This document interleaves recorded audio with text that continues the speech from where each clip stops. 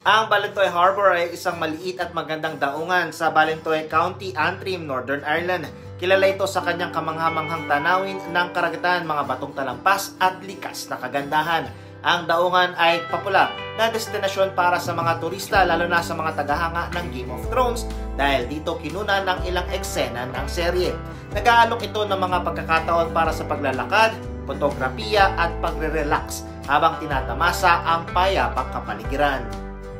Ang Balintawak Harbor ay isang tanyag na lokasyon para sa mga tagahanga ng Game of Thrones dahil ginamit ito bilang isa sa mga pangunahing set para sa Pike at iba pang bahagi ng Iron Islands.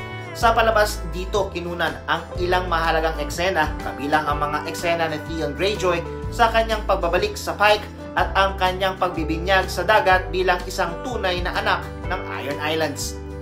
Ang likas na kagandahan ng Balintawak Harbor kasama ang magaspang na mga batong talampas at malalim na asul na tubig ng dagat ay nagbibigay ng perpektong backdrop para sa mga eksena ng Iron Islands na kilala sa kanilang malupit at marahas na kapaligiran.